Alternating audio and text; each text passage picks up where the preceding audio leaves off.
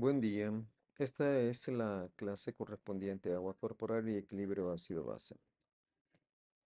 Eh, como sabemos, los objetivos estos están descritos en el aula virtual, los pueden ver con detalle. Estos solo son unos resumen, recuerden, no son todos estos los objetivos.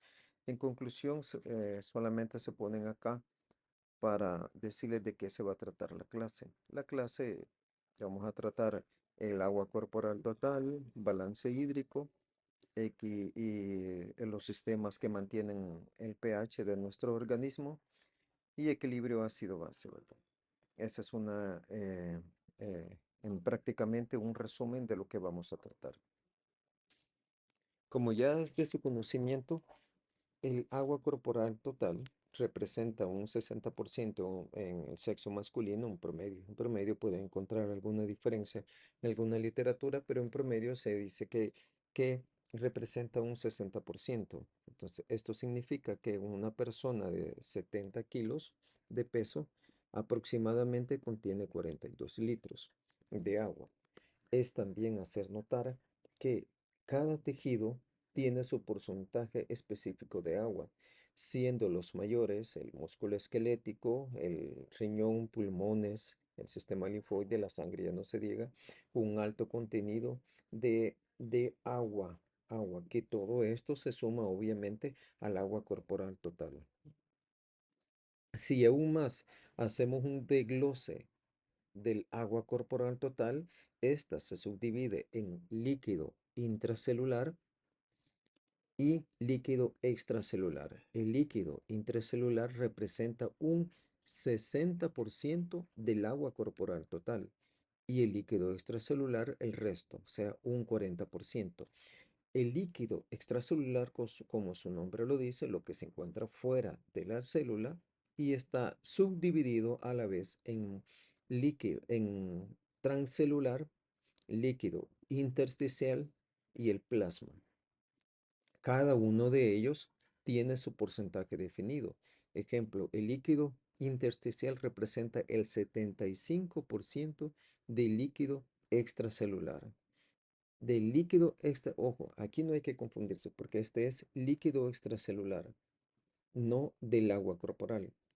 Entonces, si nosotros hacemos un cálculo de volúmenes, estamos diciendo que el líquido extracelular aproximadamente son 17 litros y de eso el 75%, o sea, 13 litros, está representado por el líquido intersticial. El plasma sanguíneo un 20%, alrededor de 3 litros, y líquido transcelular un 5%, alrededor de un líquido. Recuerden, el líquido transcelular es aquel líquido que se encuentra, por ejemplo, en las pleuras, en las articulaciones y otros espacios que tienen muy poco volumen. Entonces, eso representa el líquido transcelular. Normalmente, como se los he dicho en la diapositiva anterior, el, se afirma que un 70% en los hombres y en menor porcentaje en las mujeres está representado por el agua, que representa parte del peso corporal, ¿verdad? Entonces, y se calcula a grosso modo así. Por ejemplo, una persona de 70 kilos eh, se afirma que tiene 42 litros, 42 litros de agua corporal total, pero eso es un cálculo eh, así en general.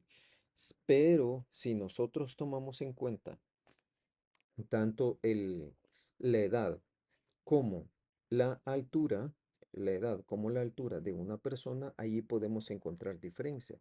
Y para eso nos sirve la fórmula de Watson. La fórmula de Watson toma en cuenta, aquí hay un ejemplo, imagínense, una persona de 60 años con unos 75 de metros y 70 kilos de peso, obviamente va a tener 40 litros de agua corporal total.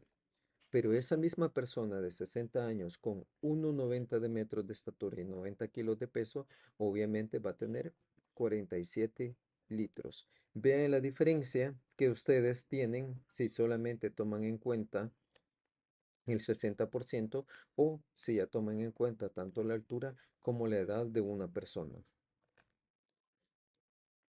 Entonces, en conclusión, el agua corporal está representado por el líquido intracelular, el líquido lo tenemos acá, el líquido intracelular, aproximadamente 25 litros, el líquido extracelular, que está compuesto por el transcelular, está compuesto por también por el intersticial y el plasma sanguíneo.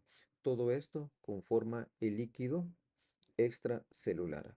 Es de hacer notar que normalmente nosotros lo que medimos, todos los electrolitos que medimos y todas las concentraciones de glucosa, ácidos grasos, es en el líquido extracelular. Entonces, para medir del líquido extracelular, obviamente del intracelular es un poco difícil, ya que depende del tejido también. Entonces, y se tiene que analizar por biopsia, hacer unas mediciones específicas de cada célula. Entonces, todos estos que ustedes ven acá, por ejemplo, vean acá, líquido extracelular con la diferencia de líquido intracelular representando el catión, el más representativo, obviamente el sodio, que en mayores concentraciones, 140 mil equivalentes por litro a nivel de líquido extracelular, y en el líquido intracelular 14. El potasio a la inversa se encuentra en menor proporción en el extracelular que el intracelular.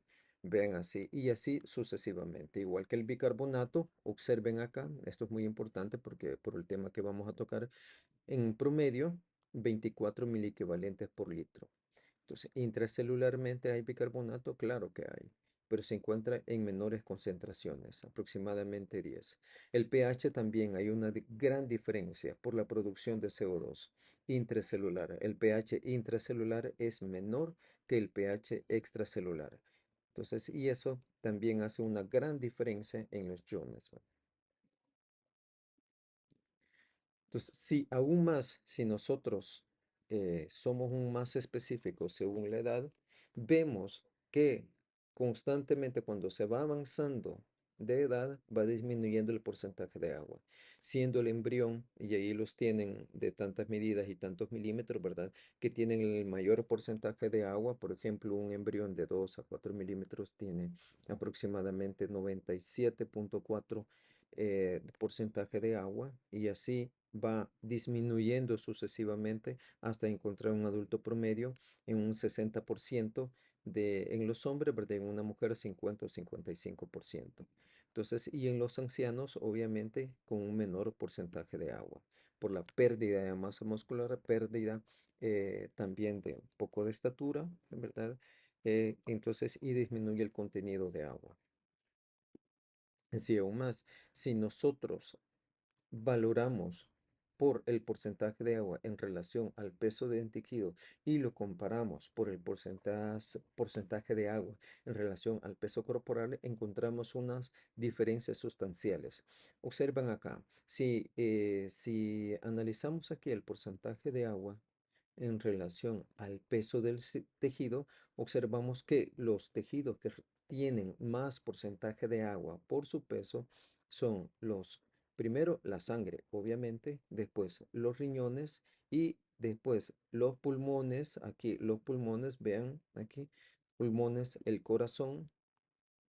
Entonces tenemos el corazón, el intestino, el músculo esquelético y de ahí la piel. Entonces, vean la gran diferencia que hay en cada uno de ellos, siendo el tejido adiposo el que contiene menor porcentaje de agua en relación al peso del tejido.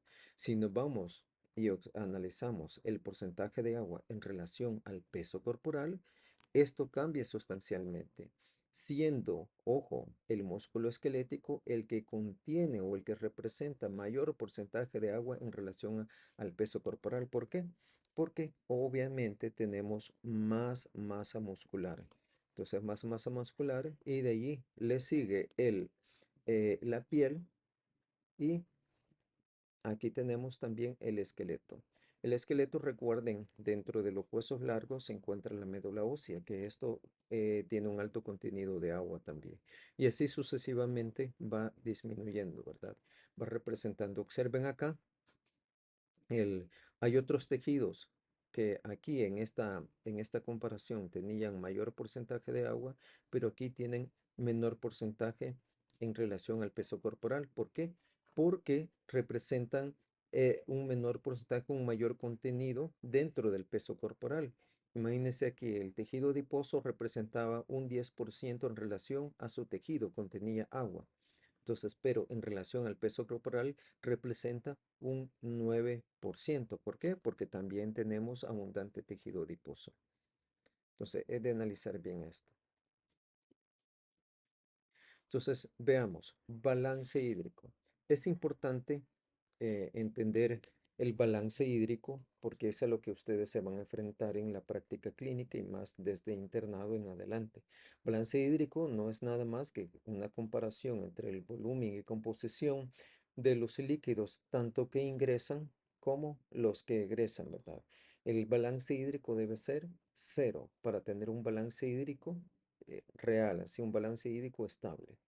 Balance estable, ¿verdad? Si tenemos un balance positivo, quiere decir que estamos reteniendo agua. Si tenemos un balance hídrico negativo, estamos diciendo que se está perdiendo agua, estamos deshidratando a una persona. Y allí la importancia. Ejemplo, si en esta persona ven, aquí hay un exceso de agua, lo que se ha acumulado en el líquido extracelular y observamos lo que queda, la famosa fobia que queda en los tobillos, que queda en las piernas también, ¿verdad? Al presionar y que esto va disminuyendo lentamente. Eso les está diciendo que hay un acúmulo de líquidos a nivel extracelular. Entonces, y caso contrario, acá, una persona ven con alto grado de deshidratación, observamos acá con los ojos hundidos, también los pómulos con signos de deshidratación por pérdida de líquidos. Entonces, tenemos que el balance hídrico, como les estaba comentando anteriormente, es el resultado de comparar el volumen y composición tanto de los líquidos recibidos como las pérdidas. Un balance hídrico, el deseado, es igual a cero, ¿verdad? Que generalmente a veces se tiene y a veces no. ¿Cómo se calcula esto? Por los ingresos. ¿Y quién representa los ingresos? Bueno, todos los alimentos que nosotros consumimos que llevan algún grado de hidratación, las bebidas que también ingerimos, algunas personas ingieren alrededor de 1,5 litros o más o menos, algo así. Y algo muy importante, el agua endógena. El agua endógena es el único factor constante, el cual se calcula con un valor específico. Representa alrededor de 250 a 300 mililitros diariamente. Entonces, con estos se le suma a los ingresos que nosotros obtenemos a través de los alimentos o a través de la bebida. Entonces, por ejemplo, si nosotros los alimentos calculamos digamos, unos 200 de los alimentos y de las bebidas, calculamos o ingerimos unos 1,500, serían 1,700, más unos 300 del agua metabólica o el agua endógena, los ingresos estarían representando alrededor de 2 litros. Entonces, pero obviamente lo que se recomienda es más de esa cantidad, ¿verdad? La ingesta más de esa cantidad. Los egresos, aquí viene lo interesante. En los ingresos hay muy pocos factores que considerar, pero en los egresos hay más factores. Por ejemplo, las pérdidas insensibles. Las pérdidas insensibles que nosotros tenemos a través de la piel o a través de los pulmones. Generalmente en un adulto se consideran 800 cc en 24 horas. De esto, la piel representa 400 cc y los pulmones representan otros 400 a través de la respiración. Sabemos que el aire que nosotros expiramos y también el que inspiramos tiene que ser modificado. Entonces, esto representa alrededor de 400 cc y la transpiración alrededor de otros 400. Los riñones, que es un volumen variable, ¿verdad? También depende de la ingesta que nosotros tengamos. Entonces, esos son los cálculos que los podemos hacer a través de la medición directa de la orina, ¿verdad? Del volumen urinario. El sistema intestinal es otro de los sistemas que representan un porcentaje significativo de egresos. Por ejemplo, alrededor de 200 cc se pierden en las heces al día. Pero, ojo, si estas deposiciones cambian su composición, ejemplo, en las deposiciones líquidas se calcula el 100% de su volumen. Por ejemplo, una persona que tenga diarrea muy líquida. En las semilíquidas, el 50% del volumen y en las deposiciones sólidas, un tercio de su volumen. Pero generalmente se afirma que se pierden 200 cc en el día a través del sistema intestinal o a través de las deposiciones. Entonces, esto es muy importante, ¿verdad? Otra de las pérdidas que también hay que tomar en cuenta es la sudoración. Ejemplo, la sudoración, hay personas que sudamos más que otras personas. Si es una sudoración leve, se pierden 10 cc por hora. Si es una sudoración moderada, 20 cc por hora. Y si ya es una sudoración abundante o profusa, unos 40 cc por hora. Y la temperatura es otro de los factores que también se deben calcular. No es lo mismo tener una persona con 40 grados o una persona a temperatura corporal normal, entonces, que en la que tiene 40 grados se pierde abundante líquidos a través de la transpiración o evaporación del agua a través de la piel. Por ejemplo, si la temperatura axilar está entre 38 y 39 grados, a esto se le suman 20 cc por hora a los egresos. Si está de 39,1 a 40, se le suman 40 cc por hora. Y si está de 40 en adelante, entonces se le suman unos 60 ml por hora a las pérdidas extraordinarias. Eso es muy importante, igual que la respiración. Como les comentaba anteriormente, el aire que nosotros estamos intercambiando tiene que ser modificado y a través de esa forma, de este sistema, se pierde agua, ¿verdad? Si la frecuencia respiratoria, ojo, si la frecuencia respiratoria es mayor de 20 por minuto, se pierde un cc por agua por cada respiración por hora. Ejemplo, si una frecuencia respiratoria de 30 por minuto, en una hora aproximadamente pierde 10 cc de agua, ¿verdad? A través de este sistema. Entonces es bien importante calcular todo eso, que generalmente en la práctica a veces se obvian algunos detalles, ¿verdad? Pero si queremos hacer un cálculo muy exacto, tenemos que tomar en cuenta todos estos parámetros. Entonces, más en los egresos, ¿verdad? Los ingresos, recuerden, el balance hídrico, entonces resulta de la resta del volumen total de los ingresos contra el volumen total de los egresos. Positivo si los ingresos son mayores que los egresos. Eso significa estamos reteniendo agua. Negativo si los ingresos son menores que los egresos. Eso quiere decir que estamos perdiendo agua. Estamos hablando de deshidratación. Y neutro, que es el que deseamos, ¿verdad? Si los ingresos son iguales que los egresos. Entonces, generalmente, una persona puede tener un día una leve, em, ¿cómo es que se llama? Un balance hídrico que sea levemente negativo, ¿verdad? Y al siguiente día recuperarlo y así sucesivamente, sin llegar a la deshidratación.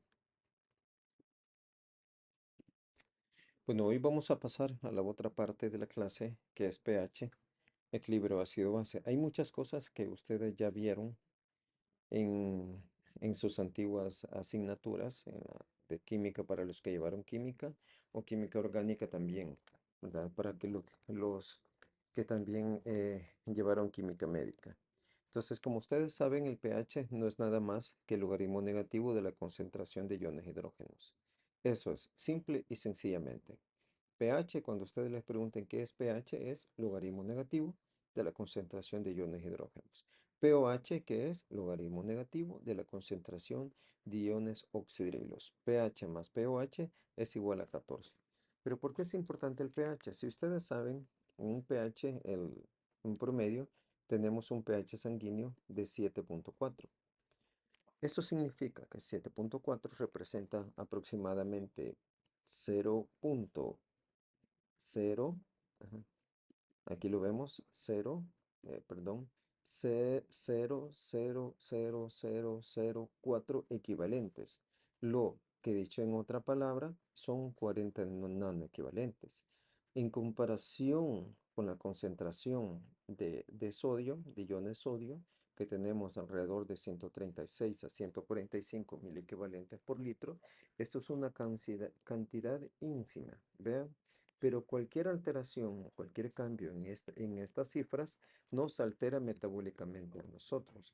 Vemos el calcio, igual el cloruro, perdón, el cloruro 97 a 107 equivalentes, o sea, 0.097, el potasio 0.0053, pero la concentración de iones e hidrógenos a un pH de 7.4 es 40 nanoequivalentes por litro. Una cantidad mínima, pero que metabólicamente nos puede alterar. Como les decía anteriormente, cuando ustedes le preguntan qué es pH, no anden diciendo, que pH es igual, que el logaritmo, que de 1 por 10 a la no sé cuánto, más no sé qué. No, que pH es de no sé qué y aquí que ya. No, pH es igual logaritmo negativo, concentración de iones en hidrógeno. Simple y sencillamente. pOH, logaritmo negativo de concentración de iones oxidrilos. La suma de estos tiene que ser 14. Recuerden, el pH sanguíneo, el pH sanguíneo nuestro no es neutro, es ligeramente alcalino. Lo que también vieron ustedes en química es que la escala de pH es logarítmica.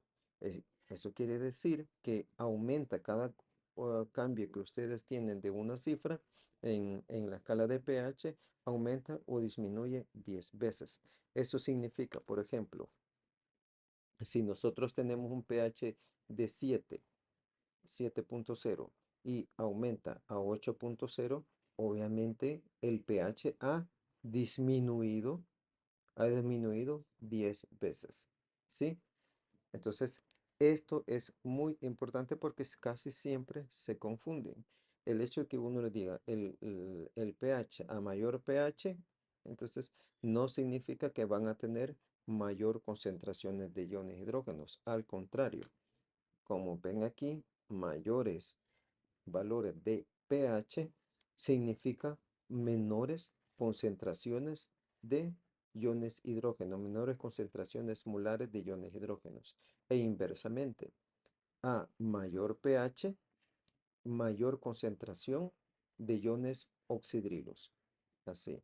A menor pH, nosotros tenemos mayores concentraciones de iones hidrógenos y menores concentraciones de iones oxidrilos. Eso es algo muy importante que lo deben tener en cuenta. Entonces lo mismo, la escala de pH, ven acá con sus proporciones molares, escala de pH y la escala de pOH. Entonces neutro se dice que cuando tiene un pH de 7.0, nuestro plasma, recuerden, no es neutro, es ligeramente alcalino. Vemos acá diferentes pHs, valores de pH de nuestros líquidos sanguíneos. Tenemos la sangre arterial 740, la sangre venosa 735. ¿Por qué? Porque la sangre venosa siempre tiene que ser menos que la sangre arterial por su alto contenido de CO2. El líquido intersticial 735, ¿verdad? El líquido intracelular donde se dan todas las reacciones metabólicas generalmente es un poco menor, ¿verdad? Hay algunas células que tienen igual que el plasma de 7.4, pero la mayor parte de nuestras células tienen un pH menor que el del arterial. El jugo gástrico de 1 a 3.5, eso significa que tiene un alto contenido de iones hidrógeno, ¿verdad? El jugo pancreático, al contrario, es necesario para que las enzimas intestinales, los zimógenos, se activen, tener un pH alcalino de 8 a 8.3. Imagínense, eso significa que todo el jugo gástrico, el contenido ácido del jugo gástrico, cuando pasa el intestino, es neutralizado por parte de este alto contenido de iones oxidrilos. La bile es de 7.8, jugo intestinal de 7.5 a 8, ¿verdad? La orina es muy variable. Este es un líquido muy variable. Observen acá de 4.5 a 8. Generalmente nuestra orina anda entre 5 a 6. El pH, si ustedes se hacen un examen general de orina, van a observar que dentro de los primeros parámetros que les aparece ahí es la densidad y el otro es el pH. Y que generalmente anda entre 5 y 6, pero su rango normal es de 4.5 a 8. Otro líquido que también suele ser un poco ácido es el sudor, de 3 punto y algo, 3.8, 5.6. La leche materna alcalina, recuerden, la saliva también es ligeramente ácida, ¿verdad? Porque está en contacto con muchas bacterias. Prácticamente el primer contacto al exterior que tiene nuestros líquidos biológicos. Entonces, y por último, el semen que anda alrededor de 7.5. Veamos entonces la diferencia entre el pH, ejemplo, el pH mitocondrial interno, donde se dan muchas de las reacciones, tiene 6.6. El pH plasmático 7.5.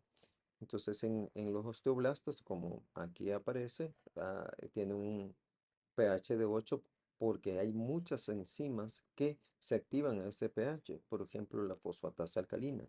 Entonces, en la próstata, un pH ácido, un pH menos de 5 intracelularmente, intracelularmente. Entonces, ven la diferencia tanto entre el pH que puede existir en nuestros tejidos, específicamente en nuestras células, con el pH extracelular o el pH plasmático que suele ser muy diferente. ¿Por qué? Porque cada compartimento eh, está creando metabolitos o produciendo metabolitos que alteran nuestro pH o necesitan enzimas que necesitan un pH específico para que éstas sean activas y lleven a cabo una reacción.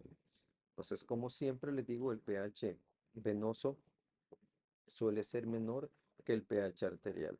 Por eso, cuando ustedes valoran, se quiere valorar el pH, el pH plasmático, siempre se toman gases arteriales, los famosos gases arteriales, que se busca una arteria, entonces para extraer sangre arterial y no la venosa, ¿verdad? Entonces, vemos, como les decía anteriormente, la gran pregunta, la cantidad de protones en nuestro plasma sanguíneo es mínima comparada con los otros electrolitos que tenemos. ¿Por qué es tan importante entonces?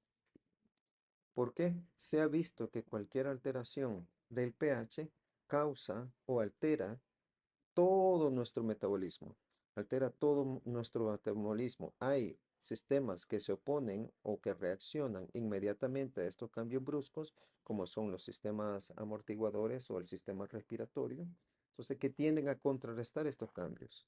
Pero hay situaciones en las cuales la gravedad o las enfermedades que están produciendo estas alteraciones son, son de gran magnitud, por lo que en nuestro organismo tiene que ver cómo compensa esta alteración o esta sobrecarga de protones. Una de las formas, por ejemplo, en la acidosis donde hay un exceso de protones, es que para mantener el equilibrio iónico, el protón entra a la célula, ingresa a la célula, al interior de la célula y es intercambiado por el potasio. Por eso en las acidosis algo graves, en la acidosis crónica, suele verse un aumento del potasio plasmático, del potasio extracelular. ¿Por qué? Porque es intercambiado por el protón para mantener la electroneutralidad. En cambio, en la alcalosis sucede lo contrario. En la alcalosis, al haber un aumento de iones oxidrilo y disminución de los iones hidrógenos, el protón suele salir de la célula y el potasio ingresar a la célula. Otra de las formas por las cuales esta sobrecarga de protones puede alterar en nuestro metabolismo es a través del sitio activo de las enzimas. Las enzimas generalmente tienen tirosinas y otros aminoácidos cargados en sus sitios activos, los cuales se unen a su sustrato. Al haber un aumento de los protones, estos protones no pueden, estos protones prácticamente, o mejor dicho, estos aminoácidos cargados acá, se les une el protón y de esa forma la enzima no puede unirse adecuadamente a su sustrato, ¿verdad? Aquí vemos varios aminoácidos cargados, ¿verdad? Varios aminoácidos cargados que al unirse, por ejemplo, acá, al unirse este protón, altera la carga del sitio activo y esto altera la unión eficiente a su sustrato. Otra de las formas a través de las cuales puede alterar nuestro estado mental la sobrecarga de protones, en este caso la acidosis, es a través de las terminaciones, a nivel del sistema nervioso central, de las terminaciones nerviosas en la placa motora. Normalmente existe un intercambio de protones, ya sea por la bomba de sodio-potasio, por otros tipos de bombas de sodio con iones hidrógenos o canales de calcio, los cuales están actuando eficientemente para que los neurotransmisores que están almacenados en estas vesículas que ustedes ven acá, entonces estos sean expulsados y lleguen a la otra neurona para crear su efecto, para que la neurotransmisión se dé. Entonces, cuando este protón aumenta extracelularmente, sucede que se altera la bomba sodio-potasio. Como les decía, el intercambio de potasio se altera por el ion hidrógeno y esto a lo largo altera la entrada de calcio. Al alterar la entrada de calcio, obviamente tiende a disminuir el calcio acá y también los neurotransmisores suelen disminuir. Entonces sube flujo para producir el efecto excitatorio o su efecto inhibitorio en la neurona posterior. Y es una forma a través de la cual el exceso de protones puede alterar el estado mental. Entonces, por otra parte, tenemos que los protones también van unidos a la famosa proteína que ya la habrán escuchado, la albúmina. Normalmente en una acidemia se unen más protones a esta proteína y la albúmina obviamente suelta más calcio. Entonces, en una acidosis grave, una acidosis de larga duración, ustedes pueden observar una hipercalemia con una hipercalcemia y viceversa. Eh, en en una alcalosis sucede lo contrario. El calcio se une más a la albúmina y el protón obviamente se desliga de la albúmina. Entonces el calcio a nivel plasmático suele disminuir. Esta es una de algunos ejemplos para que ustedes vean la gravedad del exceso de protones que se producen en nuestro organismo. Entonces veamos, si nosotros tenemos un pH fijo, entonces ¿de dónde estamos sobrecargando a nuestro organismo con tanto pH? Tenemos que en la ingesta de alimentos representa un gran porcentaje de sobrecarga de ácido para nuestro organismo. En nuestro organismo tenemos ácidos volátiles y los ácidos fijos o los ácidos no volátiles. Los ácidos volátiles, así como el ácido carbónico, eso lo podemos expulsar a través de la respiración. Acá, el ácido carbónico lo podemos expulsar a través de CO2. No como ácido carbónico, sino como CO2. Respiramos más y podemos expirar más CO2. Pero el problema está con los ácidos no volátiles o ácidos fijos, que estos representan un alto porcentaje, entonces, de ácido para nuestro organismo. Por ejemplo, cuando comemos proteínas, estamos ingiriendo aminoácidos con azufre y podemos producir ácido sulfúrico a través de las cisteínas y las metioninas que nosotros tenemos en nuestros aminoácidos, ¿verdad? Que las podemos ingerir en las carnes. El ácido fosfórico también, el ácido fosfórico representa un alto porcentaje también sobrecarga de ácido, que esto proviene de las fosfoproteínas, nucleoproteínas o hidrólisis de los fosfodiésteres, ¿verdad? Fosfoésteres, perdón. Entonces, los ácidos orgánicos también que producimos en todo nuestro organismo. Por ejemplo, en el ácido láctico que producimos en la glucólisis anaerobia. Nosotros tenemos en nuestro organismo ácidos que son fijos, que provienen del metabolismo debido a los tejidos anaerobios, que al final de la glucólisis, en lugar de producir como producto final el piruvato, producen ácido láctico. Y eso es un estado normal. También tenemos los cuerpos cetónicos, el ácido acetato, el beta hidroxibutirato y la acetona, que también representan una sobrecarga de ácido para nuestro organismo.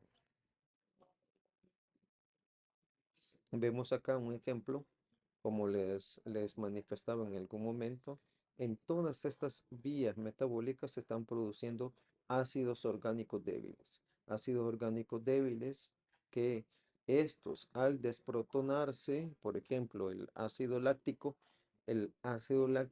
no es tanto el problema, porque el ácido láctico eh, como tal se disocia en lactato y isoprotón.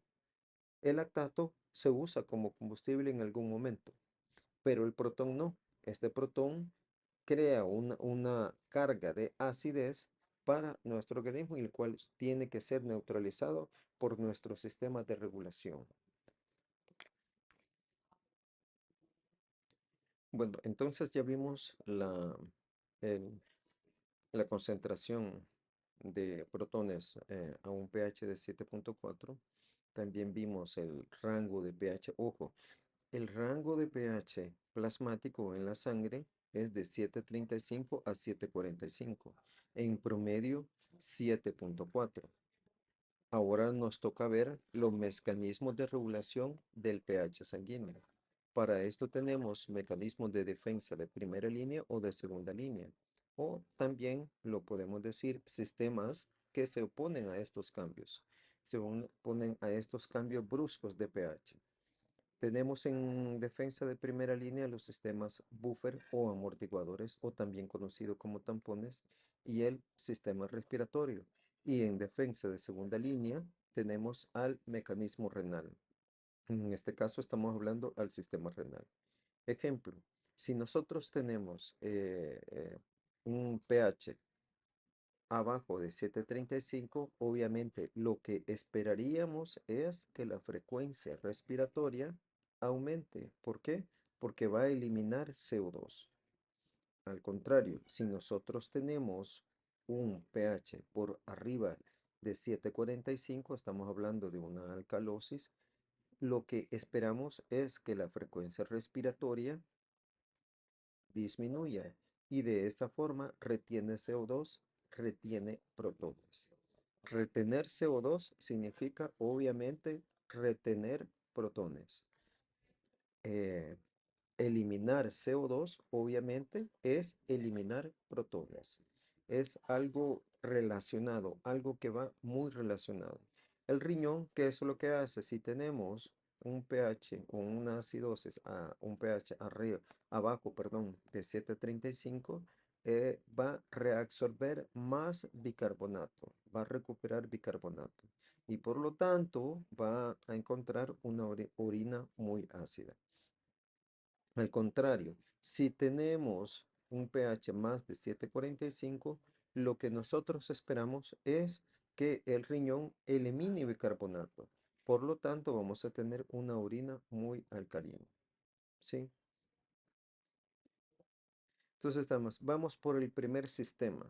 Ojo, primer sistema, el sistema buffer, el sistema de tampones o algo más. Esto ya se vio en química, y acuérdense que las soluciones amortiguadores, búferes o tampones son aquellas formadas por un ácido débil o su base conjugada, ¿verdad?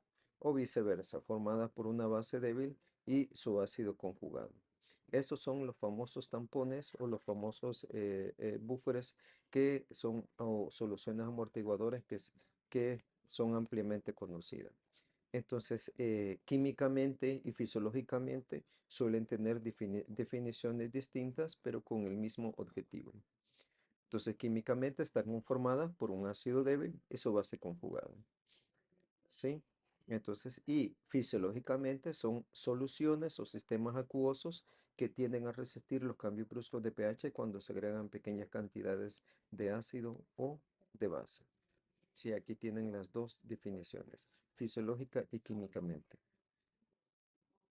Entonces veamos cuáles son los búferes que generalmente van a encontrar en su literatura o los búferes más representativos de nuestro organismo.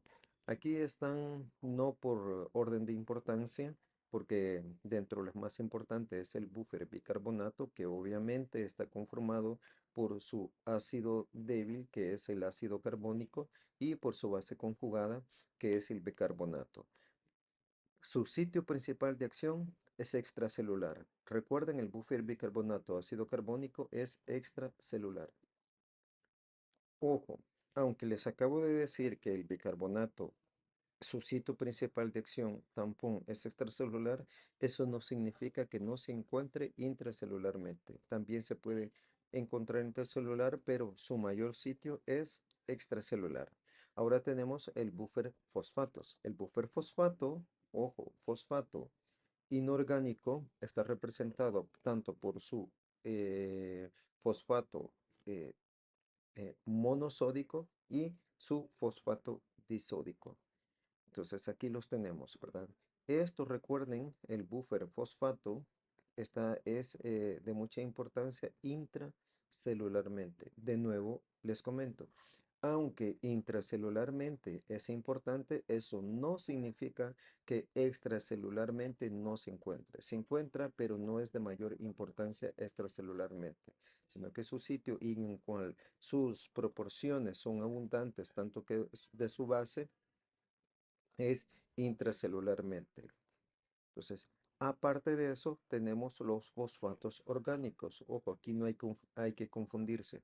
Cuando se les dicen fosfatos inorgánicos, nos estamos refiriendo al fosfato disódico y monosódico. Cuando nos estamos refiriendo a los fosfatos orgánicos, son aquellos contenidos en las moléculas de nuestro organismo, moléculas, por ejemplo, orgánicas que están relacionadas a las vías metabólicas, por ejemplo, el ATP, el ADP, el AMP, el 1,3-bifosfoglicerato, la glucosa no fosfato y otros compuestos que tienen alto contenido y carga negativa que pueden aceptar protones, ¿verdad? Entonces, estos son los fosfatos orgánicos. ¿Dónde es su sitio principal de acción? Obviamente intracelularmente.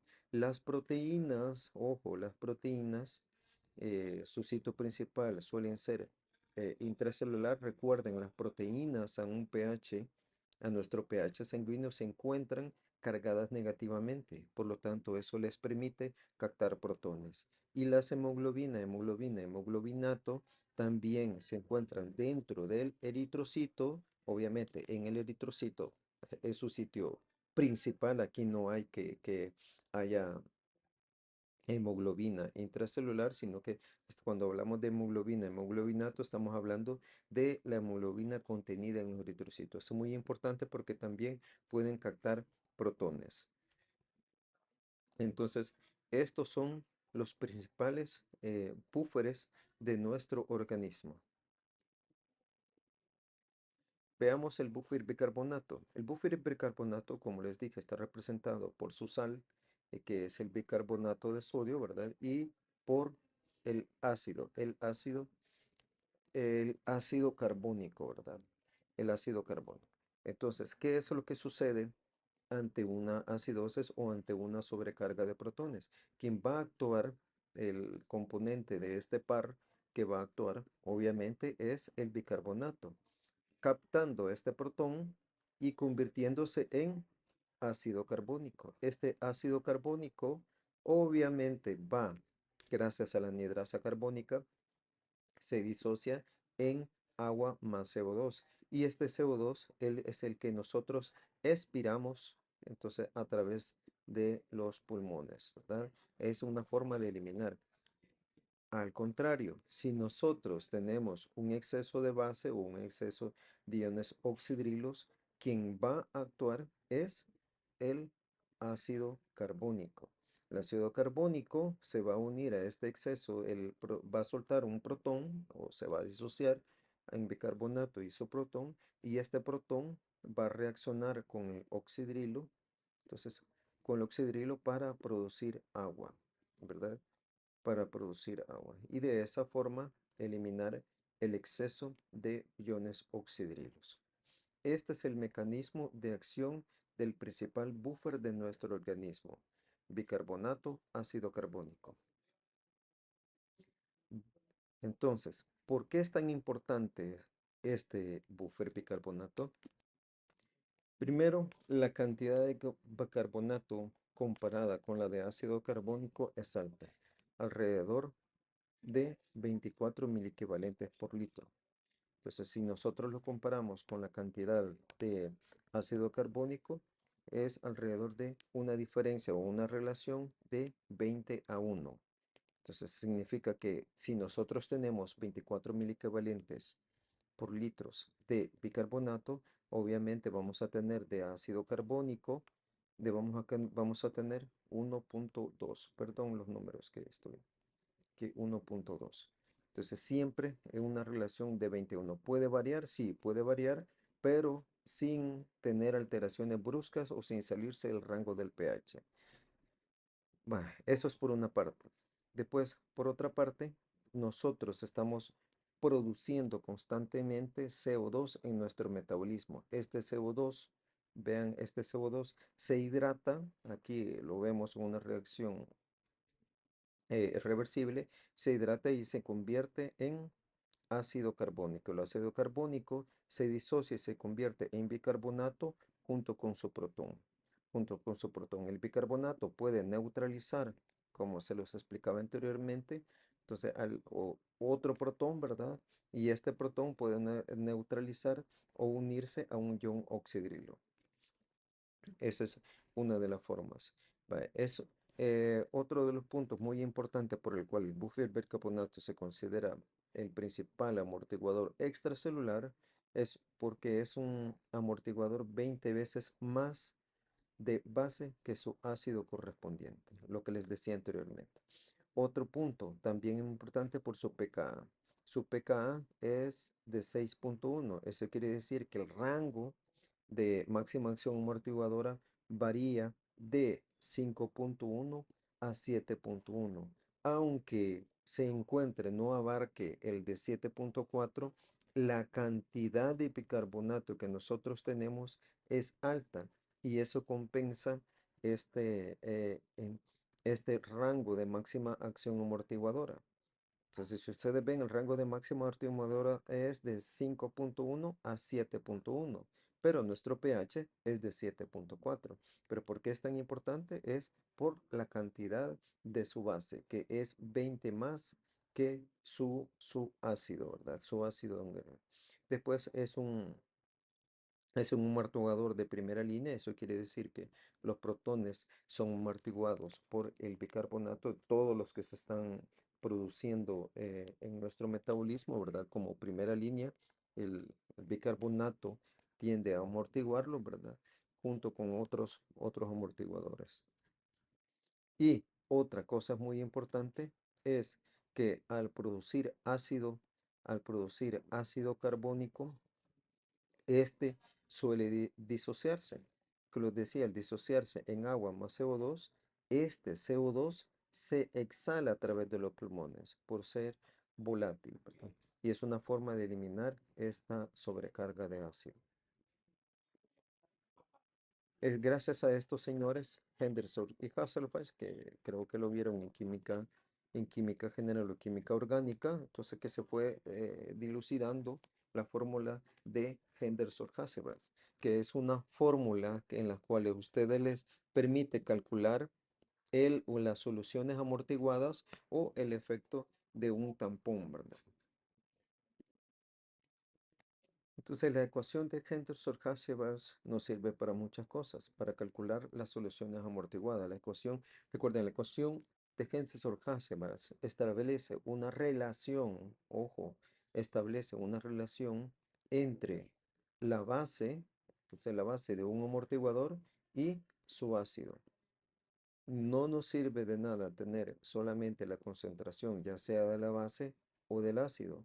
La ecuación de Henselt-Base se ve en conjunto, en las cuales debemos tener las concentraciones tanto de su base como su ácido. En este caso, si nosotros hablamos del buffer bicarbonato, estamos hablando de la concentración promedio del bicarbonato, que es alrededor de 24 equivalentes, y la del PCO2, la de la presión parcial de CO2, alrededor de 40 milímetros de mercurio. Ojo, es de hacer notar que el ácido carbónico no se mide directamente. No hay ningún laboratorio en los cuales la midan directamente el ácido carbónico, sino que se calcula indirectamente por la presión parcial de CO2, la cual se multiplica por su cociente de solubilidad, que en este caso para el CO2 es de 0.03. Esto nos da un resultado de 1.2. Si ustedes ven aquí la relación, 24 entre 1.2 obviamente da 20. Entonces, esta relación mantiene un pH de 7.4. Pero como nuestro pH es de 7.35 a 7.45, esta relación puede variar levemente. Puede variar, ojo, puede variar levemente, pero lo ideal es que se mantenga en esta relación de 21. Y de ahí la importancia del buffer bicarbonato. Primero, por las concentraciones altas de su base en relación a su ácido débil, y después de eso, que el resultado de la disociación del ácido carbónico se puede eliminar en forma de CO2 a través de los pulmones y se regula a través de los pulmones o también a través de los riñones. Tenemos el buffer fosfato. Aquí tenemos el buffer fosfato disódico y el buffer fosfato monosódico. Ejemplo, como este buffer fosfato, como se lo comentaba anteriormente, es muy importante intracelularmente. Intracelularmente, tanto por su pKa como sus concentraciones. Hay más fosfatos intracelulares que extracelulares. Estamos hablando de buffer fosfato, fosfatos inorgánicos. Ante una adición de protones, aquí lo vemos, o ante un exceso de protones, quien va a actuar es el fosfato disódico. Este va a captar este protón, obviamente, y se va a formar el fosfato monosódico, ¿verdad? El fosfato monosódico, que este se puede eliminar a través de la orina. Y viceversa, ante una adición de base o un exceso de base, quien va a actuar es el fosfato monosódico, ojo, el fosfato monosódico, donando un protón para que este protón se asocie al iones oxidrilos y se produzca agua. Y este es el mecanismo de acción de prácticamente todos los buffers, ¿verdad? O todos los tampones. La concentración es algo bien importante. La concentración, recuerden, un pH de 7.4 es de 4 a 1, si no me equivoco. Entonces, y ojo, bien importante, vean, el pKa del buffer bicarbonato es de 6.1 y el pKa del buffer fosfato es de 6.86. Eso quiere decir que su máximo acción amortiguadora es de 5.86 a 7.86 y abarca el rango también de nuestro pH fisiológico, nuestro pH sanguíneo fisiológico. Pero ¿por qué no es tan importante? Porque no tiene las mismas concentraciones de base que el buffer bicarbonato, ¿verdad? Tanto de la base no es en una proporción de 20 a 1 a un pH de 7.4 extracelularmente. Tenemos lo mismo que les decía al final, lo que les estaba diciendo, un pH de 7.4, aparece una relación exactamente alrededor de 3.98 o alrededor de 4.1. Eso quiere decir que hay 4 veces más base, 4 veces más base que su ácido. En cambio, el bicarbonato tenía 20 veces más de su base que de su ácido, ¿verdad? Entonces, y ahí la importancia. Veamos, el sistema de búferes proteínas. Muchos de los aminoácidos que ustedes conocen se encuentran cargados. Uno de ellos son los grupos imidazoles de las cistidinas. Estos representan una importancia en el balance de ácido-base. ¿Por qué? Porque tienen un pKa cercano al 6.4 a 7.0. Entonces, los grupos amino también hacen una función en regular la concentración de protones, porque tienen un pKa de 7.4 a 7.9. ¿Cuántos grupos aminos no tenemos en las proteínas? Tenemos millones, ¿verdad? Entonces, en medio ácido, la proteína actúa como una base. Así, si nosotros agregamos protones, obviamente la proteína como tal va a actuar como una base, pudiendo captar este exceso de protones. En medio alcalino, viceversa, actúan como un ácido. Y el grupo carboxílico, aquí lo tenemos, este se disocia, entonces para ceder su protón y este poder asociarse al iones oxidrilo. Entonces las proteínas son muy importantes intracelularmente, entonces, y extracelularmente también, entonces, como por ejemplo la albúmina. Las proteínas regularmente a nuestro pH se encuentran cargadas negativamente y de ahí su importancia, porque si se encuentran cargadas negativamente pueden captar un protón. Pueden captar un protón, entonces amortiguando esta sobrecarga de ácido. Y tenemos el buffer hemoglobina-hemoglobinato. Vean, el buffer, tanto la hemoglobina-hemoglobinato, entonces son de suma importancia. Por ejemplo, vean bien, en la oxihemoglobina eh, mantiene un pKa de 6.7 y la desoxihemoglobina mantiene un pKa de 7.9. Y de ahí la importancia de la desoxihemoglobina para captar protones. Ejemplo, la hemoglobina cuando se encuentra desoxigenada mantiene un pKa de 7.9, muy pero muy cercano a nuestro pH sanguíneo y por lo tanto es mejor amortiguador, entonces, que la hemoglobina oxigenada, la cual mantiene un pKa de 6.7.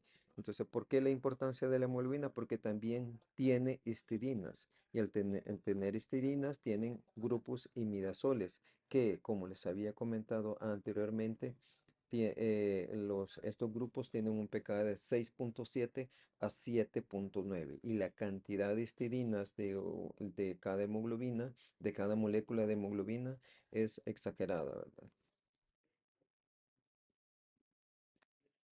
Entonces aquí lo tenemos, lo mismo, bueno, representado en este esquema, ¿verdad? La hemoglobina como ácido, este protón, recuerden, este protón que lo vemos acá, este protón eh, suele unirse al bicarbonato, ya en los pulmones, ¿verdad? Suele unirse al bicarbonato y este se disocia el ácido carbónico. Al producirse ácido carbónico, este se disocia.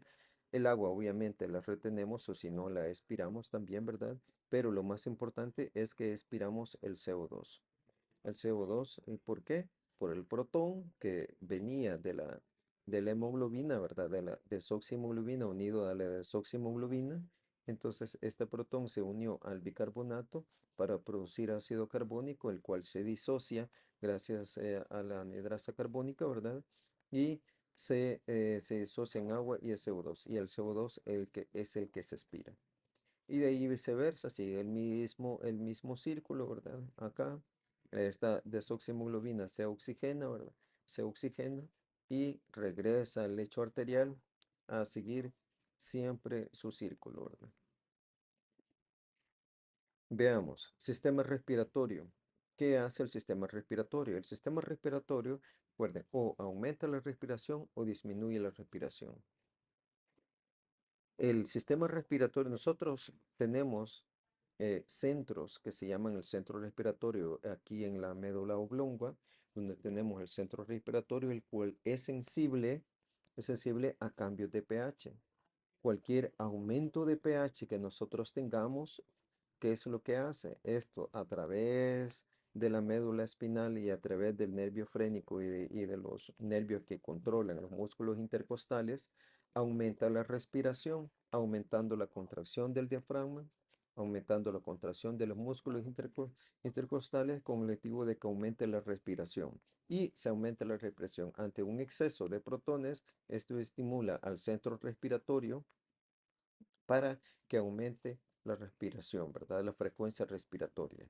Entonces, y de esta forma elimina más CO2. Al eliminar CO2, obviamente, está significando que se eliminan protones también.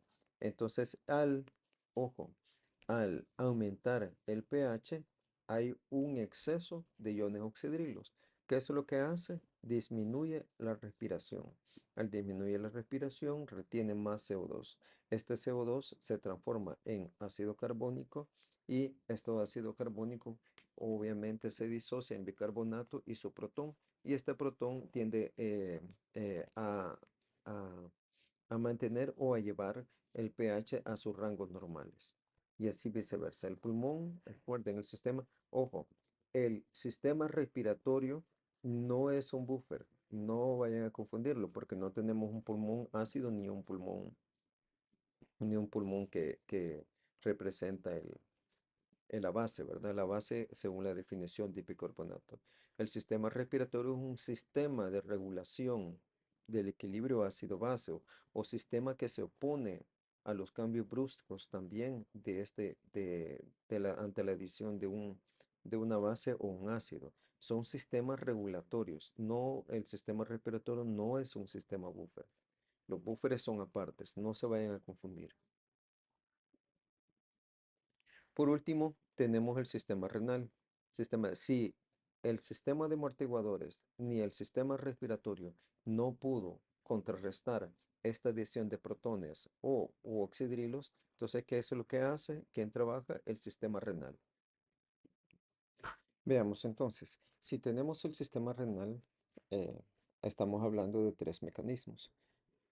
El riñón utiliza tanto la reabsorción o la eliminación de bicarbonato del amonio y de los fosfatos inorgánicos. Entonces, el riñón como tal utiliza tres mecanismos: mecanismo del bicarbonato, mecanismo del amonio y mecanismo del fosfato. Como ustedes saben, el filtrado glomerular por minuto es de aproximadamente 125 ml eh, por minuto, ¿verdad? 125, que esto representa aproximadamente 180 litros al día. Si esto lo multiplicamos por el bicarbonato, la concentración de bicarbonato sanguíneo, que es de 24, nos sale aproximadamente 4.320 mil equivalentes al día de eliminación. Pero si miden el bicarbonato en estado normal, ustedes ven que se elimina en la orina aproximadamente 2.000 equivalentes por día. Eso significa que la tasa de reabsorción de bicarbonato a nivel de los túbulos renales y específicamente túbulo contorneado proximal es de aproximadamente 4.318 mil equivalentes por litro. Por lo tanto, se afirma que el 99.9 del bicarbonato filtrado se reabsorbe y es un mecanismo a través del cual el riñón utiliza para mantener nuestro pH a un pH de 7.4 junto con los sistemas amortiguadores y junto con el sistema respiratorio. ¿Cómo lo hace? Bueno, primero aquí tenemos diferentes a nivel en la célula tubular. Obviamente aquí está la sangre y aquí está el lumen. El lumen, cuando estoy hablando de lumen, estoy hablando de acá, en los túbulos renales. Aquí viene la sangre, en la cual se filtra, pasa de un lado hacia otro. Entonces de acá ven la sangre, la eferente a la aferente. Entonces, y aquí este filtrado en el glomérulo sucede desechando iones, en los cuales se filtran iones, se filtran eh, protones también, por ejemplo, el protón, el sodio, el potasio, el bicarbonato. Entonces, en su mayor parte prácticamente existe un filtrado de la sangre. Y el líquido pasa hacia el lumen de los túbulos renales. En cada una de estas células existen transportadores en las células tubulares. Existen transportadores los cuales intercambian constantemente iones. Por ejemplo, tenemos a la bomba sodio-potasio, la ATPasa, o sodio-potasio. También tenemos intercambiadores de sodio con bicarbonato, cotransportadores, perdón, de sodio con bicarbonato e intercambiadores de bicarbonato con cloruro. Entonces, todos estos los tenemos a nivel de las células tubulares. ¿Qué es lo que sucede? El, eh, en, en el lumen, obviamente, aquí se está eh, expulsando constantemente iones y dentro de estos el protón, que al unirse el mismo mecanismo, utiliza el mismo mecanismo que se une al bicarbonato filtrado, y este se transforma en ácido carbónico, que gracias a la anhidrasa carbónica se transforma en agua y CO2. El CO2, al ser un gas, este atraviesa las membranas plasmáticas tubulares, entonces, y se vuelve a hidratar dentro de la célula. Se hidrata gracias a la anhidrasa carbónica hasta interconvertirse en ácido carbónico. Este ácido carbónico se disocia espontáneamente en bicarbonato isoprotón. Entonces, isoprotón, este bicarbonato se cotransporta o se intercambia con este transportador del cloruro, entonces hacia la sangre. Y este protón se intercambia por el sodio, entonces por otro transportador, ¿verdad? El cual de nuevo regresa al lumen, entonces, y se une a otra molécula de bicarbonato. Y así sucesivamente se va recuperando ese 99,9 de bicarbonato, el cual pasa del lumen de este bicarbonato filtrado, pasa hacia la sangre. Ese es el mecanismo del bicarbonato. Ahora tenemos el del fosfato. Cuando hablamos del grupo fosfato, hablamos también algo denominado como acidez titulable. Entonces, la acidez titulable representa al protón excretado con los tampones urinarios, específicamente con el grupo fosfato. Entonces, el grupo fosfato, aquí que lo tenemos, el grupo fosfato filtrado que viene del plasma, obviamente, y que pasa al lumen, el filtrado, ¿verdad? Entonces, este se une a un protón hasta interconvertirse en fosfato monosódico. El fosfato disódico, ven acá, se une a este protón, el cual es expulsado por diferentes mecanismos. Entonces, y esto, a diferencia del mecanismo del bicarbonato, en el cual el bicarbonato sí atraviesa y se regresa hacia el torrente sanguíneo, el grupo fosfato se elimina con su protón, ¿verdad? Con el protón. Y por eso es que se le denomina ácido titulable. Entonces, excreción del protón como ácido titulable, porque es un tampón el cual se une a su protón y este se elimina en la orina, ¿verdad? Se excreta en la orina. Así, este es el mecanismo que utiliza el riñón en relación al fosfato. Entonces ven acá el bicarbonato. Si comenzamos aquí, el CO2 que se produce, el CO2 que se está produciendo a nivel celular, este de nuevo se hidrata gracias a la anhidrasa carbónica, convierte en ácido carbónico, el bicarbonato se reabsorbe, entonces, y el protón sale. Bueno, perdón, creo que me salté la otra. Entonces vamos con el otro mecanismo. El otro mecanismo es del amonio. El amonio amoníaco. eh, Normalmente a nivel de la célula tubular existe una enzima denominada glutaminasa. Lo que hace es desaminar al aminoácido glutamina.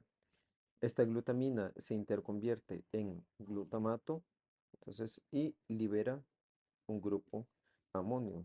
El amonio no puede atravesar las membranas plasmáticas, por lo tanto se disocia en su protón y en el amoníaco. El amoníaco sí. Entonces el amoníaco sale al lumen tubular. Entonces, y aquí de nuevo se une a otro protón. Aquí lo vemos acá. Se une a otro protón que proviene de la célula tubular y se interconvierte en amonio. Por lo tanto, es una otra forma a través de las cuales se desechan protones. Entonces, la interconversión, primero, la interconversión de glutamina a glutamato libera amonio. Este se interconvierte en amoníaco isoprotón y el protón obviamente se vuelve a unir al amoníaco y este interconvertirse en amonio y este es el que se elimina en orina. Este es otro de los mecanismos a través del cual el riñón desecha protones.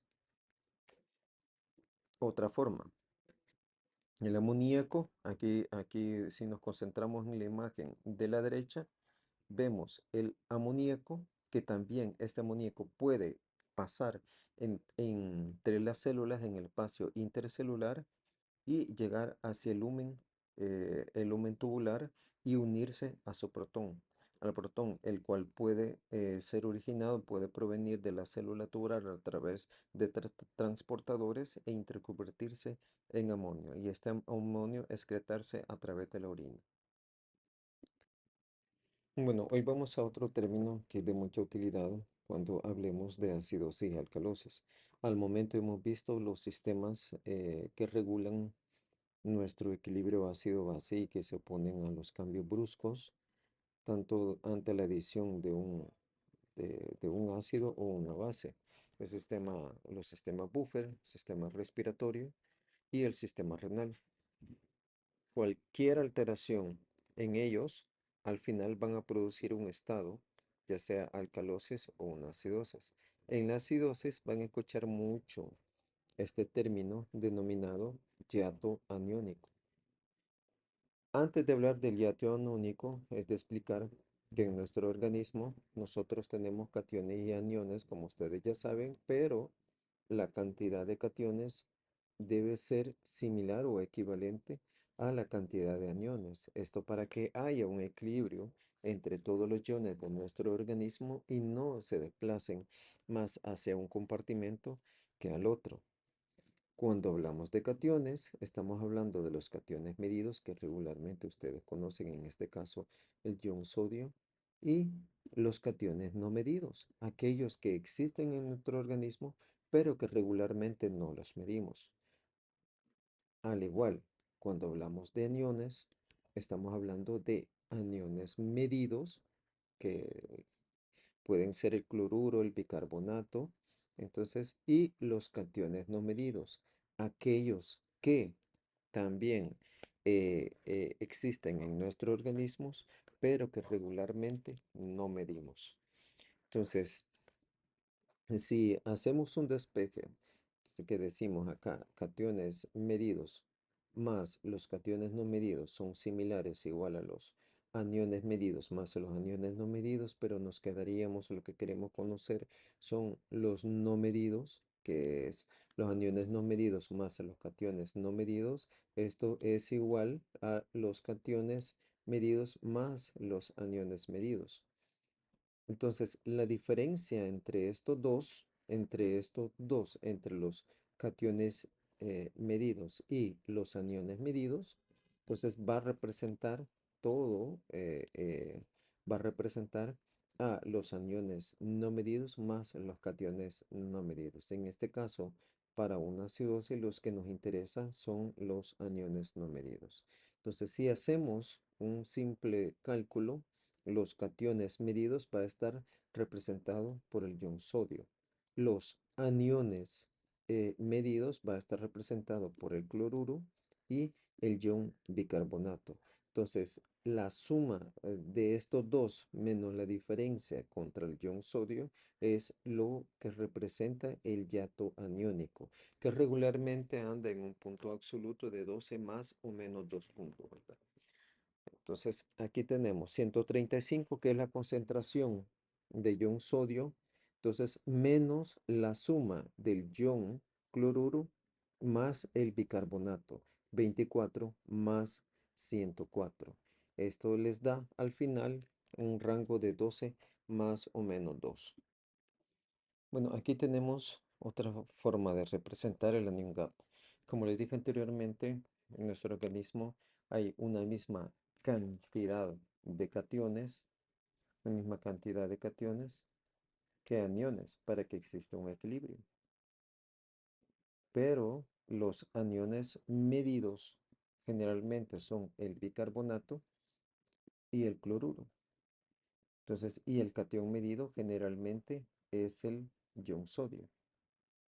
Esta pequeña diferencia que hace que el sodio obviamente se encuentra en mayor concentración que la suma de estos, entonces esta pequeña diferencia que existe entre los cationes y los aniones acá no medidos, entonces es que representa el anion gap. Entonces a esta diferencia hay unos aniones que obviamente no se miden regularmente, es lo que se conoce, esta brecha aniónica, el anion gap. Aquí tenemos también lo mismo que les decía, entonces que este hiato aniónico o brecha aniónica, esta pequeña diferencia en relación al ion sodio, entonces que pueden ser cualquiera en un estado normal, pueden ser proteínas, fosfatos, otros ácidos orgánicos, en un estado anormal pueden ser los cuerpos acetónicos hasta el ácido láctico, entonces que no esté generando este anión no medido, el aumento del anión no medido, entonces es que lo que puede alterar el valor del hiato aniónico. El valor del hiato aniónico plasmático se obtiene a través de esta fórmula que ya se los he explicado, ¿verdad? Entonces, y que representa un valor en alguna literatura lo van a encontrar de 8 a 12 miliequivalentes por litro, perdón. Entonces, y en otros 12 más o menos 2. Simple y sencillamente. Eso quiere decir de 10 a 14.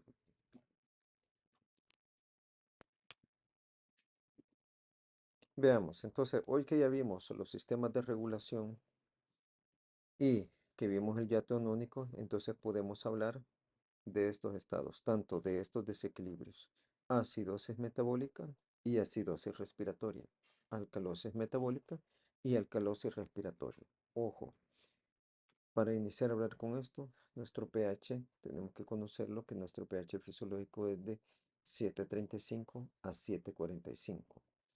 Todo lo que se encuentre abajo de 7.35 es acidosis. Todo lo que se encuentre arriba de 7.45 en plasma, ojo, en plasma. Cuando hablamos de acidosis y cuando hablamos de alcalosis, nos estamos refiriendo a sangre, a plasma. Entonces nos estamos refiriendo a nivel sanguíneo, no en orina ni en otro líquido biológico. Entonces, cuando a nivel de sangre se encuentra un pH más de 7.45, hablamos de alcalosis, la cual puede ser metabólica o puede ser respiratoria.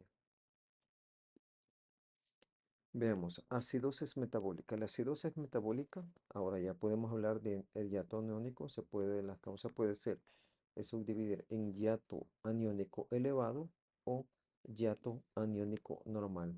Con hiato aniónico elevado, la cetoacidosis, por ejemplo, en un ayuno, puede haber un ayuno prolongado, por ejemplo, puede haber aumento de los cuerpos cetónicos a niveles anormales.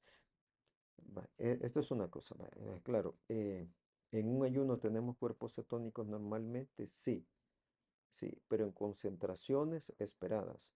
En un ayuno prolongado o en una cetoacidosis alcohólica, cetoacidosis por ayuno o cetoacidosis diabética, tenemos los cuerpos cetónicos elevados en niveles que nos pueden causar alteraciones de nuestro pH. ¿Por qué? Porque tanto el acetoacetato como el beta hidroxibutirato se pueden disociar de su protón y este protón disminuir nuestro pH. Entonces, y alterar el hiato aniónico.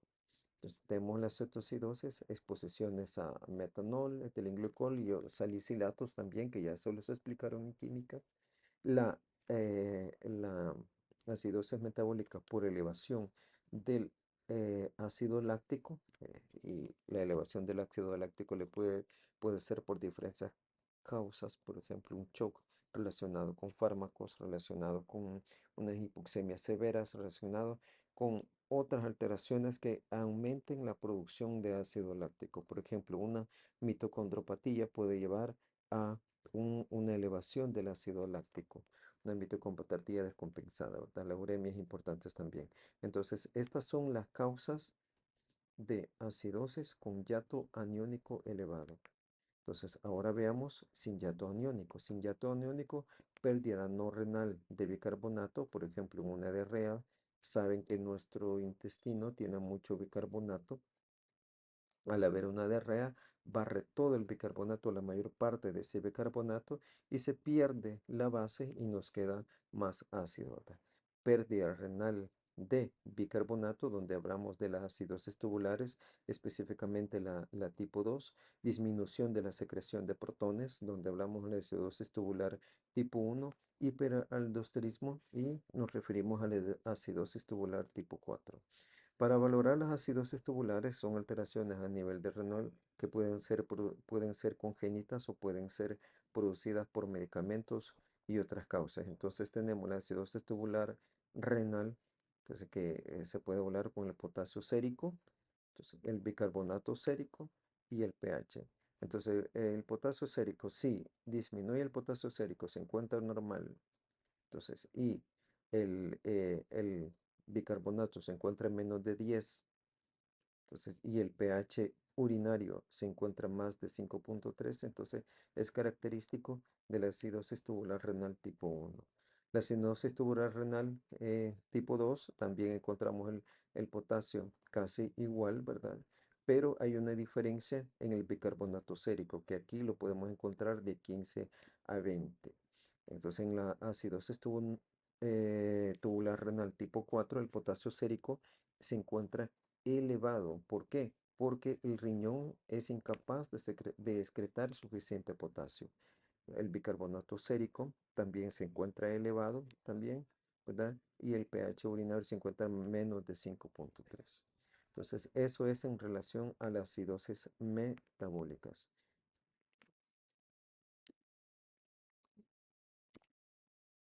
Veamos entonces, ante una acidosis metabólica, o sea, una disminución del pH, aquí tenemos este cuadro comparativo. Vemos la acidosis metabólica con la acidosis respiratoria. En una acidosis respiratoria estamos hablando retención de CO2. Las acidosis respiratorias suelen ser por causas que alteren el intercambio gaseoso del CO2. Eso significa mayor retención de CO2. Puede ser un trauma, puede ser por un tumor, puede ser por hasta, como les digo, una lesión costal, una obstrucción a nivel pulmonar que les esté causando mayor retención de CO2 por dificultad en el intercambio o la expulsión del CO2. Entonces, ven acá, la acidosis respiratoria.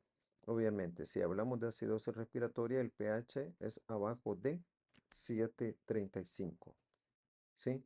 Entonces, el bicarbonato en la acidosis respiratoria, ojo, el bicarbonato en la acidosis respiratoria, lo que esperamos, entonces, es que vaya en aumento. ¿Por qué? Como mecanismo compensatorio. Ojo, como mecanismo compensatorio. ¿Por qué? Porque en las acidosis respiratorias, la concentración de protones aumenta. Entonces, ¿por qué? Porque el cambio principal fue retención de CO2. Eso significa que en la acidosis respiratoria, la PCO2 va a estar arriba de 40 milímetros de mercurio. Entonces, lo esperado que es que se retenga mayor, la reacción compensatoria es que se retenga mayor bicarbonato, y este bicarbonato tienda a aumentar. ¿Para qué? Para compensar la adición de estos protones que van en aumento. Ojo, los protones van en aumento, por lo tanto el pH va en disminución.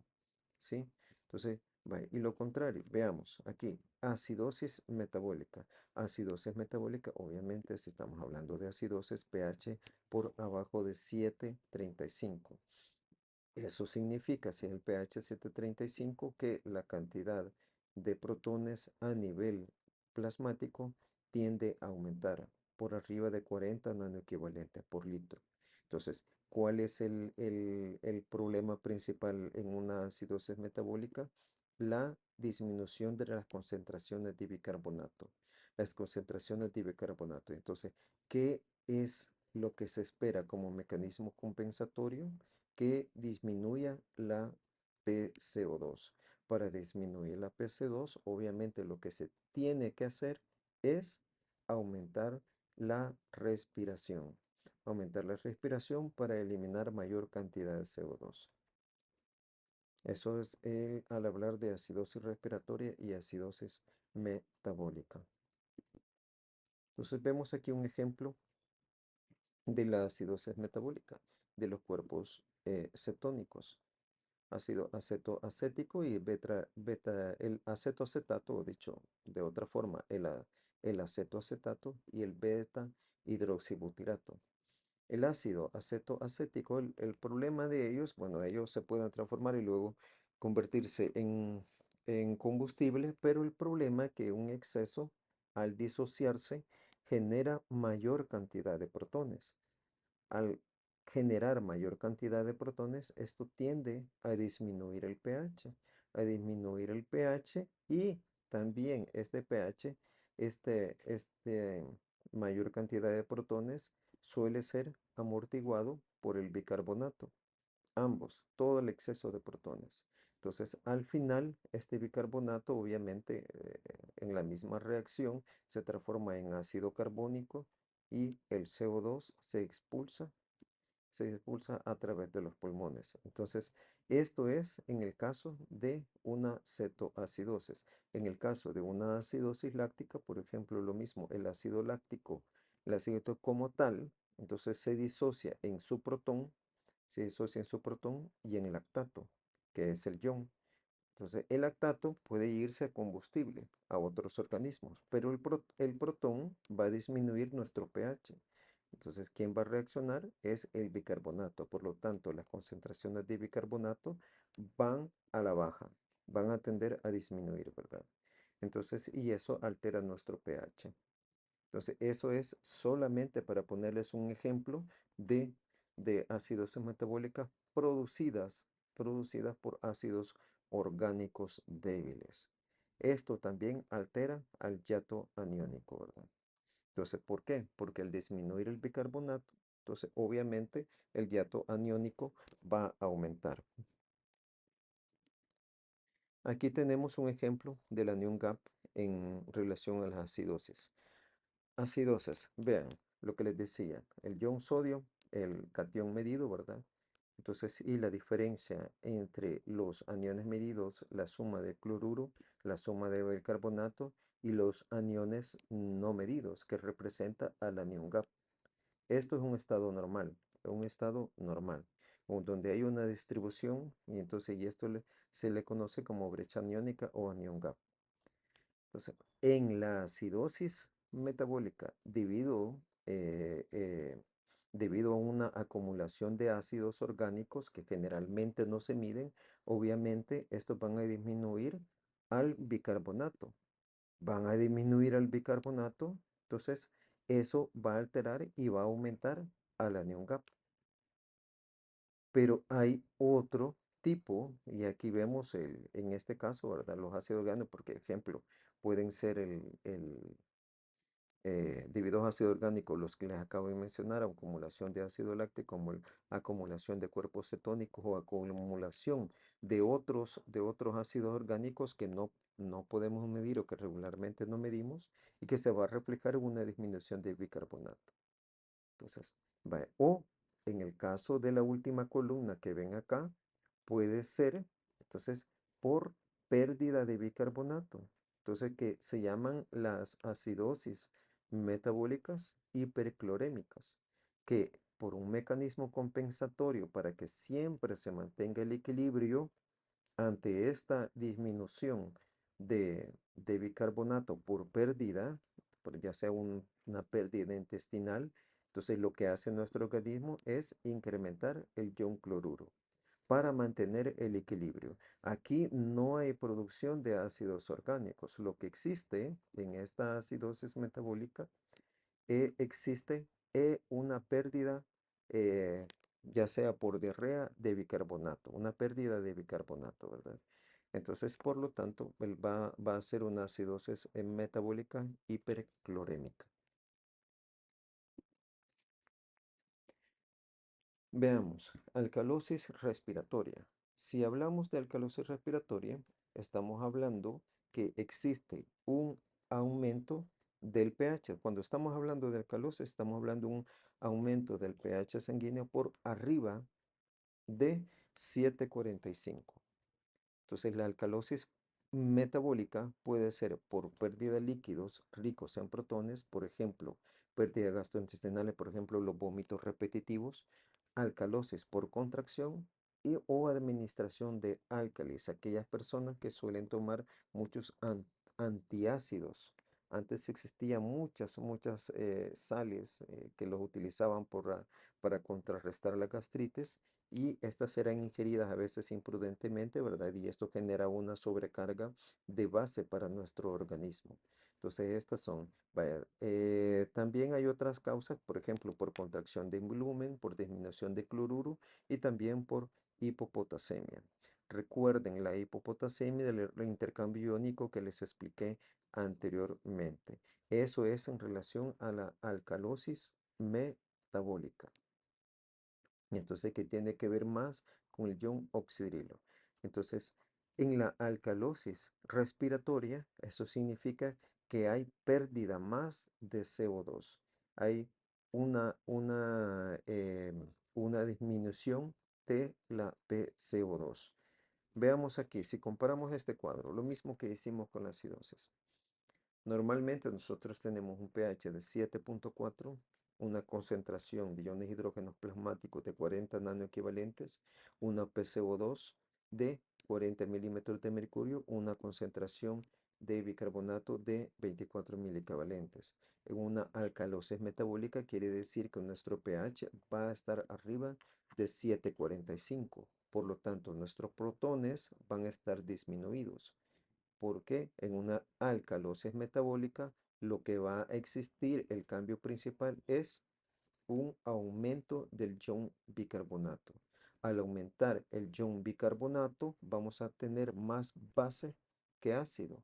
Por lo tanto, lo que estamos esperando la reacción compensatoria es que aumente la presión parcial de CO2.